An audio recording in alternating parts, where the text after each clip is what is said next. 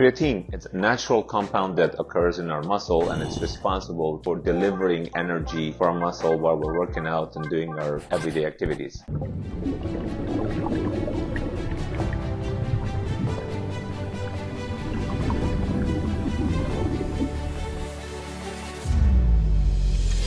If you've ever been to any supplement shop, or if you've ever talked to a trainer or had anything to do with any sort of activity or sports, you probably have heard about creatine. So let's just dig into that and see what is creatine, how it works in our body, and why you should use it. This is a creatine monohydrate supplements that you take if you want to go to gym. Let's be clear, creatine is not as an exogenous compound. What I mean is that that's not something you should take from outside sources. Our body already makes it. So this is something that's generated by our body using 3 amino acids, glycine, methionine, and arginine. It gets converted into creatine, and it's used in our muscle cells to create, through a very complicated process, it creates ATP, adenosine triphosphate, which is ATP, and provides the energy to our cells. So again, this is a natural product that occurs in our cells, but sometimes the amount is not enough. So if you really want to have a very intense and heavy workout, what you do, you take one of these supplements, replenish your muscles with that creatine, which is going to provide you the additional ATP, which is the cellular energy currency that you need in order to have a very, very heavy workout. Why do you want to have a heavy workout? Because you want to push your muscles to the extreme to grow them. As with many supplements, one thing that you have to keep in mind is that you want to make sure that you're healthy enough to take creatine, especially if you have high blood pressure, which could affect your kidney. You might actually have kidney disease. Also, if you already have some chronic kidney disease, or if you have liver issues, it's not recommended that you take creatine, and you should definitely consult with your doctor. Otherwise, creatine is one of the heavily and most researched supplements and are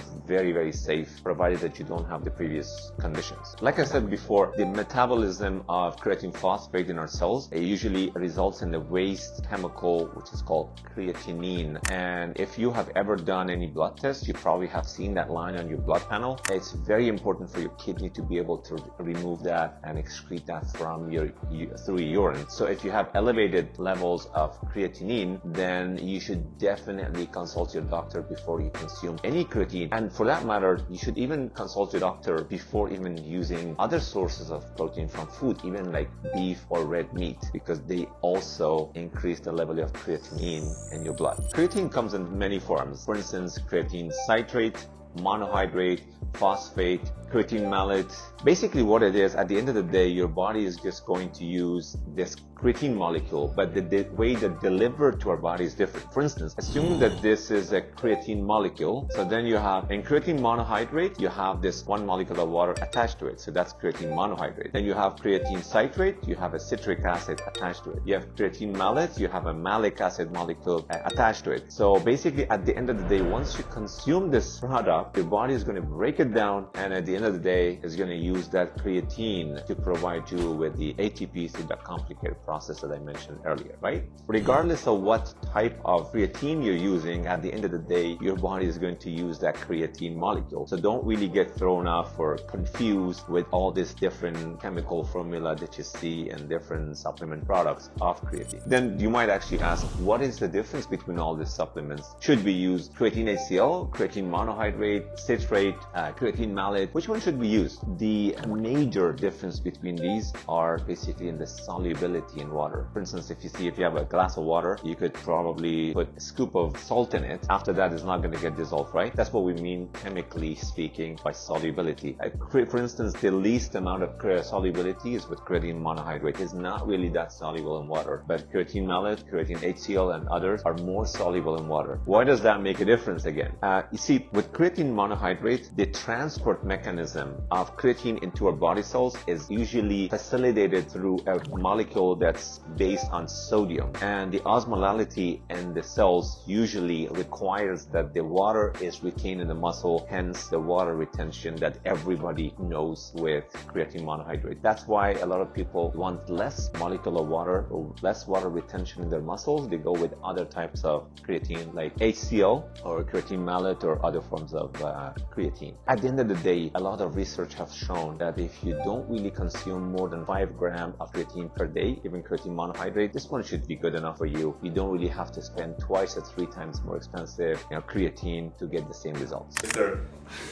Theater director here is making it so complicated for me to explain all this. It's a scientific stuff. I have to talk about it really.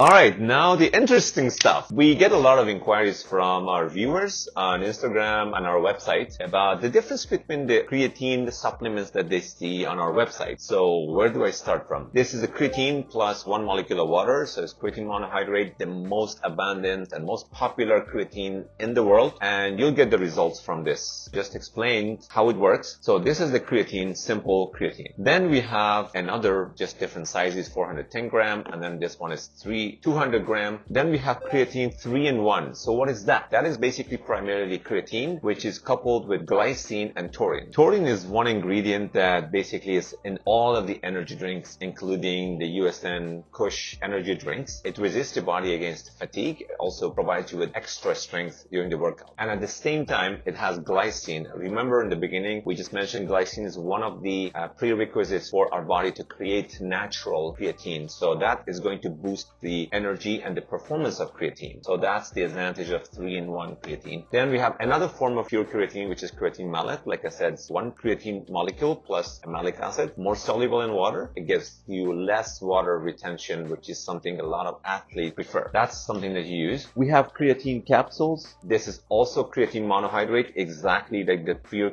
creatine we just talked about, but this is the delivery form is capsules. A lot of people don't like to mix the creatine in water. They just want to take it capsules. Some might argue that because of the delivery form, the absorption is a bit slower, so it gives you a prolonged exposure and energy during the workout. Then we have the creatines. These 3 products are mostly the creatine with carbohydrates. So in addition to giving you all the energy that you get from the ATP production from creatine, you also have the additional glucose that your muscles need because you're working out and you're depleting your glycogen in your muscle. So you get all of that benefits. Specifically, my favorite is creatine anabolic because it has a perfect mixture of creatine, carbohydrates in terms of sugar and fast absorbing carbohydrates. And also it has the BCAA and glutamine, which is going to prevent your muscle loss while working out and also gives you the endurance and helps with recovery. We have creatine